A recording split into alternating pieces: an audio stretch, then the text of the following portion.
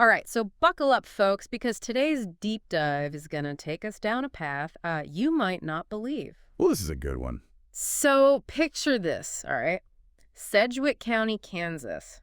Last year, Okay. a guy, James Walbert, goes to court Right. seeking protection, which, happened. Nothing unusual so far. But here's the thing. He claims that his former business associate, this guy, Jeremiah Redford, I think his name was, get this, blasting him with mind-altering electromagnetic radiation. Whoa, hold on. Blasting him with what? You heard right, mind-altering electromagnetic radiation. That sounds like something straight out of a sci-fi movie. I know, right? It sounds totally wild. But here's the kicker. The court didn't just dismiss it as, some crazy rambling. They actually took it seriously. Wow. They actually took it seriously. Like, how seriously are we talking? Seriously enough to issue a restraining order, apparently a first of its kind. No way. Yeah, specifically prohibiting Redford from using, quote, electronic means to further harass Walbert. Electronic means? That's pretty vague, isn't it? Super vague, but also kind of chilling when you think about it. Like, what exactly does that encompass? It really makes you wonder what the court was thinking. Like, did they actually believe this guy was being hit with some kind of, mind ray or something? Well, that's the million-dollar question, right? And that's exactly what we're going to dig into today. We're going to dissect this whole case, look at the specifics of what Walbert claimed, and then try to zoom out and see if this is just some isolated, super weird incident, or if it's a sign of something, bigger, something kind of creeping into our legal system and maybe even society as a whole. This is huge, right? I mean, if courts start recognizing and acting on this kind of thing, that opens up a whole can of worms. Absolutely. We've got this super interesting article from Wired that's been kind of our main guide through this rabbit hole. Okay, Wired, so we know it's, credible at least. Yeah. They tend to do their homework. All right, so back to Kansas.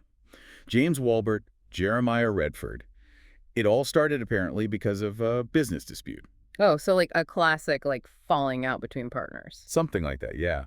But then it gets weird. Walbert claimed that Redford started threatening him. Okay, threatening him, with what? With this, with the radiation thing? Exactly. Walbert said Redford was like, quote, "I'm going to hit you with jolts of radiation." Wow, that's a pretty specific threat. Right. And then it goes from threats to supposedly actual experiences. Walbert claimed that he started feeling these electric shock sensations out of the blue. Wait, so he actually felt like he was being zapped or something? That's what he said, random shocks. And then on top of that, he said he was hearing electronically generated tones. Tones, like what? Like music? Not music, more like weird, out of place, kind of just popping into his head. Oh man, that's creepy. Yeah, and there's more. He also reported hearing popping and ringing sounds in his ears too. Okay, so, this is all pretty bizarre. But it could just be stress, right? Or some kind of medical thing. Yeah, that's definitely a possibility. But the fact that the court took it seriously enough to issue a restraining order. Yeah, that's hard to ignore. I know, right? It really raises all sorts of questions about how you even prove something like this is happening and how the legal system is going to deal with these kind of cases as technology keeps advancing. So where do we even go from here? Is this the future of harassment, just zapping people with radiation? Well, to try to get a better grasp on that, I dug into this BBC Radio 4 program, and they did this whole thing on the, quote, real Manchurian Candidate. Manchurian Candidate, mind control stuff? Exactly. They were looking into, whether there's any truth to those stories, if any of it is actually possible. Okay, so we're going from court cases to, international espionage now. Kind of, yeah. They talked about all sorts of wild stuff. There was this thing about a telepathic ray gun. A telepathic ray gun. Come on, that's got to be, made up. I know, it sounds nuts.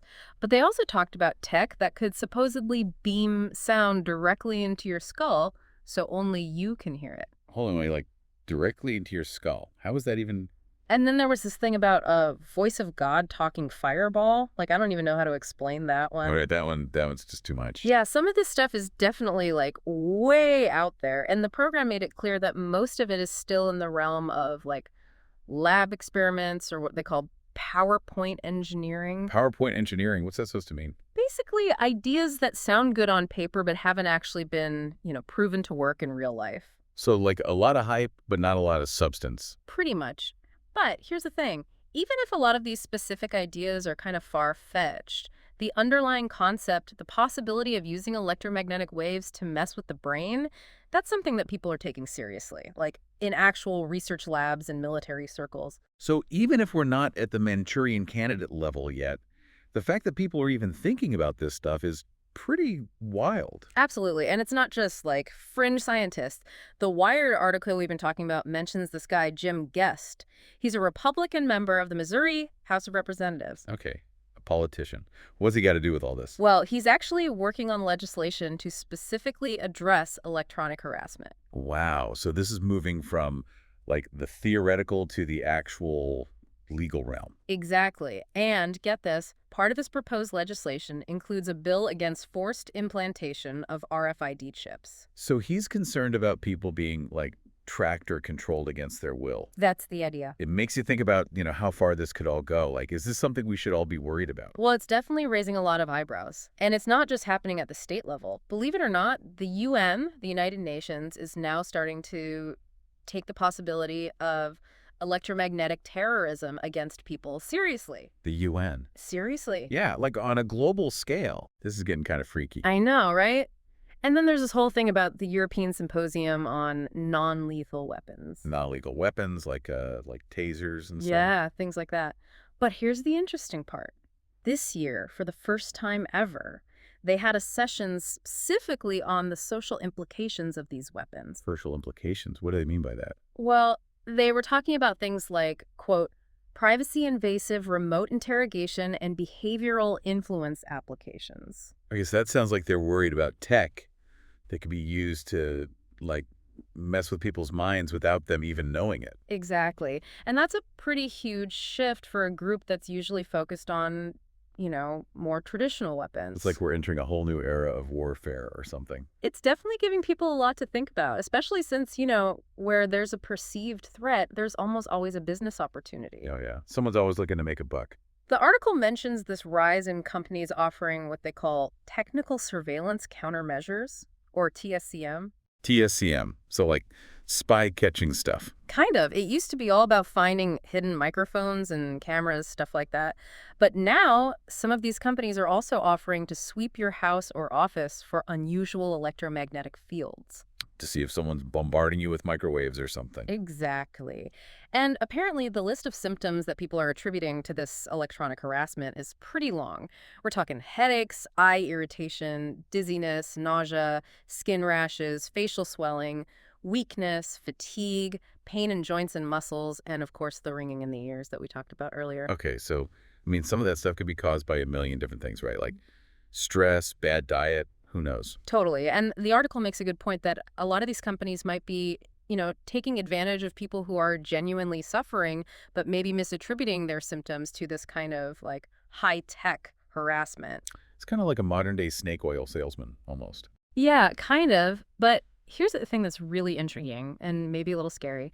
The more awareness there is about these technologies, even if the actual use of them is super rare, the more we're likely to hear about electronic harassment and gang stalking. Those are like internet conspiracy theory terms, right? Exactly.